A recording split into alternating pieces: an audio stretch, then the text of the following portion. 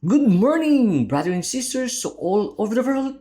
Mga kabsat na nakaororat, tatangal daw at tuyak Terminal 1 Airport po mga kapatid. Departures, arrival. Andito na kami po guys sa station po. Itong station po na tinatawag na train po. Ay magandang araw po at syempre andito na tayo guys. Pa-smile-smile tayo pa. Picture-picture tayo pa. Video-video mga kapatid na naka-orat nga kakabsat deta kadwak ni Uncle Anthony from Abra. So eto na guys, let's start ang vlog natin ngayong araw. At syempre, galing po tayo dito sa bandang area po dito sa Terminal 1 Airport. At eto na po guys, pauwi na po tayo to Union kasi may ginawa po tayo dito, nag-work po kami dito ng very important, ay sana all very important. Oo nga, nag-work po kami dito. Syempre, may ginawa kami na kailangan nating tapusin na pinaka-importante na trabaho dito. At ito na po guys, nakikita nyo po, ito po yung departures at arrival at sana all sa mga pa-uwi at papunta dito sa United Arab Emirates, Dubai. Magandang araw po sa ating lahat. At ayan po, nag-aantay na po tayo ng elevator pataas at tayo aakyat, ay sana all tataas tayo, lalong-lalo na kung may pangarap tayo sa buhay, di ba? Parang yung may pangarap tayo na may inaabot, syempre ganun din dapat tayo. Oh yes, syempre dapat meron tayong inaabot kasi libreng mangarap, parang ganito lang din, di ba? Kailangan nating umangat.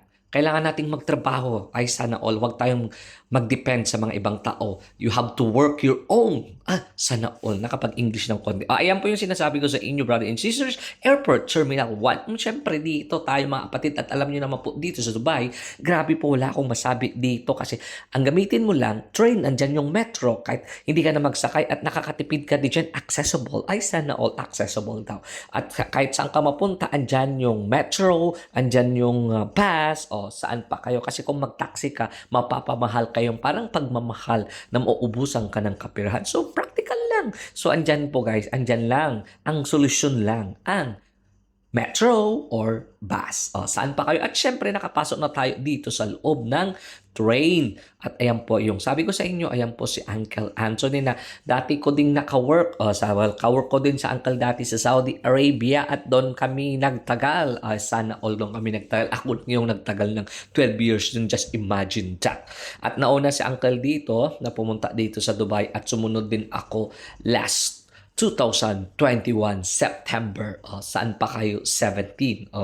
Ayan po, so 3 years na po tayo dito syempre dito sa Dubai. At grabe dito sa Dubai, wala akong masabi, mai-enjoy mo talaga. At finally, andito na tayo sa Union Metro Station. At syempre, magtap-tap tayo ng tinatawag na NOL card. Ayan po yung NOL card at palabas po tayo at makikita nyo kagandahan. At dito sa Union po, ay ito din yung intersection. Makikita mo dito yung green line, red line. Saan pa kayo mga kapatid, mga ine-intersect yan. Kung saan tayo mapunta, kung saan tayo puntahan yung mga gusto natin, ay sana all. Finally, sana all, I'm already here in Giftland at bibili tayo ng rice. Kung makikita nyo, Jasmine rice, just only 17.95. Ayan po, 19.95 yung iba at 21 yung iba at Nutri Zane, mga 19 po. Ayan. I-times nyo na po sa 15 point something po.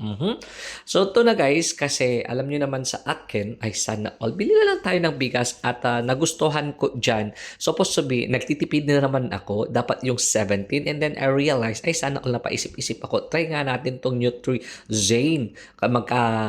Kunti lang naman yung mga difference. So, i-try ko naman tong Nutrizane at panalong-panalo. Oo nga pala mga kapatid, nung niluto ko na masarap na masarap. Ay sana all masarap.